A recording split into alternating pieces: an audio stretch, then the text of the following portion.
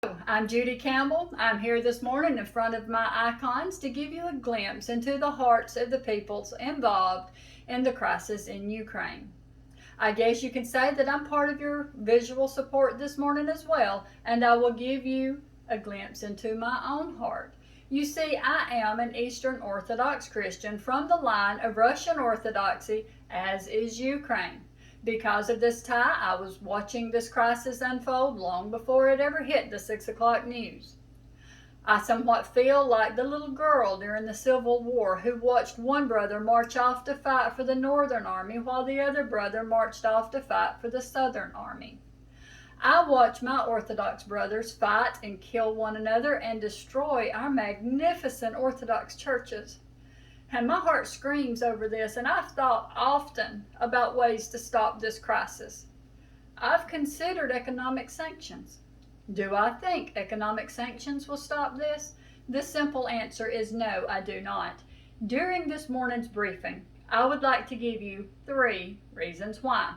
Number 1, sanctions do not address the underlying issue. Number 2, sanctions were already in place and they did not stop Russia. And number 3, because Russia is a large enough player on the world trade scene to have global impact. Moving on and expanding point number 1. There was a history that led up to this war. Vladimir Putin has stated that there were missiles that were deployed near the Russian border, and he felt a threat. He felt a threat that Ukraine could invade Russia, and once they had invaded Russia, potentially do to the Orthodox Church in Russia what had been done to the Orthodox Church in Ukraine.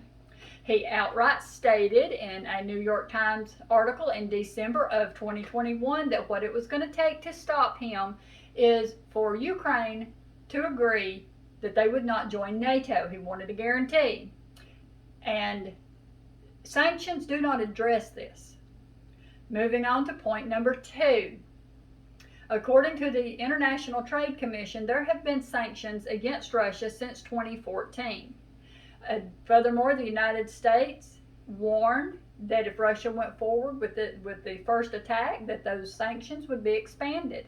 Not only did those sanctions that were in place not stop them, but the threat of new sanctions did not stop them. And the reason is because Russia is a large enough trade country that they are not afraid of temporarily losing Western trade. Which brings me to point number 3, which has 2 parts to it. A, according to a New York Times article, since 2014, Russia has been working to fortify their economy against potential future sanctions. They have done many things to do this, but primarily the 2 things that I want to point out is they have stockpiled foreign currency. They have also reduced their reliance on trade with Western countries, and they have started to increase their trade with Eastern countries whom they feel would not be so apt to alienate them. B, according to a PBS NewsHour, Russia is the number 1 supplier of wheat worldwide. They are the number 3 supplier of oil products for the United States. At a time when our food chains is still a bit unsteady because of the pandemic, we stand to lose a major wheat supplier because Russia has stated that any country that is not friendly with them, they would simply stop trade with them. We would also see gas prices skyrocket. I do not believe currently under our economy that we could maintain these sanctions against them long enough for it to have the power that we might hope that it does.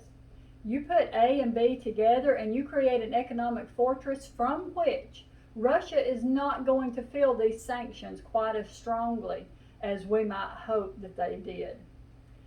In closing, I would like to reiterate, number 1, the sanctions will not work because they do not address underlying issues. Number 2, the sanctions that were in place nor the threat of new sanctions did not stop them. And number 3, because we could not maintain these sanctions long enough for it to have the impact that we had hoped.